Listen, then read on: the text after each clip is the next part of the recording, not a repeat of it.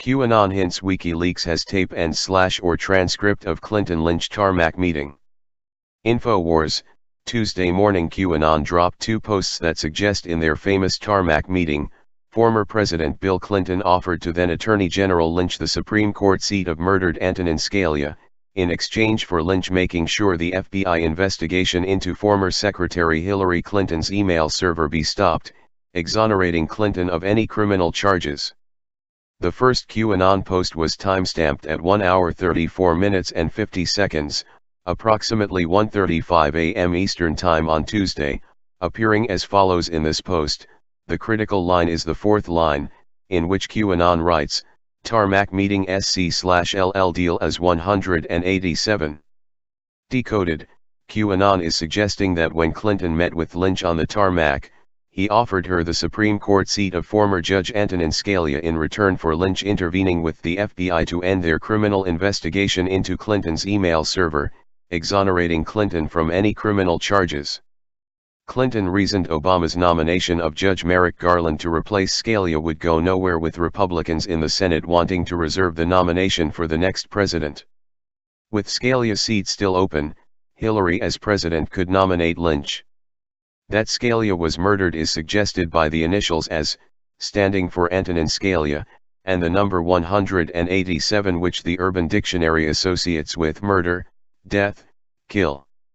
The second QAnon post was timestamped 1 hour 41 minutes and 4 seconds, approximately 1:41 a.m. Eastern Time on Tuesday, written in response to an anonymous member asking if Lynch was offered a Supreme Court position if all charges were dropped in the criminal investigation of Hillary Clinton's use of a private email server at the State Department. QAnon responds by encouraging us to build the timeline, repeating his assertion that Scalia was murdered.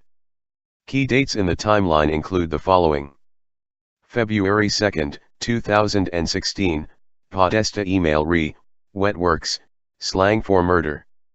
February 13, 2016, Supreme Court Justice Antonin Scalia. February 13, 2016, Podesta email regarding Scalia replacement. June 27, 2016, Bill Clinton's tarmac meeting with Loretta Lynch. July 1, 2016, Loretta Lynch announces she will accept FBI findings.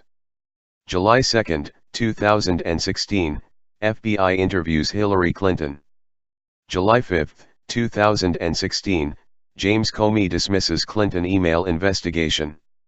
Decoding the QAnon post, we are directed to the Scalia murder, as 187, the key HRC investigation pivot points leading to Comey's final letter dismissing Clinton of criminal charges, read to the public on July 5, 2016. QAnon also directs our attention to #2, namely, FBI Deputy Director Andrew McCabe, and to PS, namely FBI Peter Strzok, both of whom played roles in making sure the language of Comey's letter dismissing the Clinton criminal indictment was toned down so as not to include the precise statutory language defining a national security crime involving the handling of classified information. Finally, by WL Coms, QAnon suggests WikiLeaks is prepared to confirm either by a transcript and / or an audio tape of the Clinton-Loretta Lynch tarmac meeting that the key move necessary to make sure Hillary Clinton would be exonerated was the offer to Loretta Lynch of Scalia's Supreme Court seat. Democrats actually failed to pass any legislation on immigration when Pelosi was Speaker, though her party controlled both Capitol Hill and the White House from 2009 to 2011. President Barack Obama created the Deferred Action for Childhood Arrivals, DACA, program in 2012, using or abusing his executive powers of prosecutorial discretion on a massive scale to shield some 700,000 applicants from deportation. Pelosi declared Wednesday that she would speak until Speaker Paul Ryan, RWI, promised to vote on legislation to protect the Dreamers, something he has already promised to do, at least with regard to Republican legislation on the issue.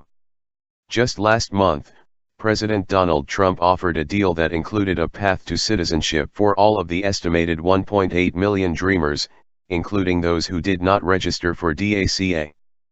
But Democrats rejected that deal over Trump's demand for a border wall, plus an end to chain migration and the diversity visa lottery.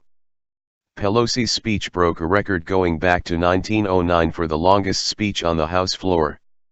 Her stand was coordinated with protests by pro-amnesty groups against Trump's alleged white supremacy. Her speech may also have been aimed at impressing Democrats with her strength and stamina, in the midst of speculation that she could be forced to step down, either before or after the November midterm elections. Republicans have made Pelosi a prime target in congressional races, and will privately welcome her extended tenure in leadership.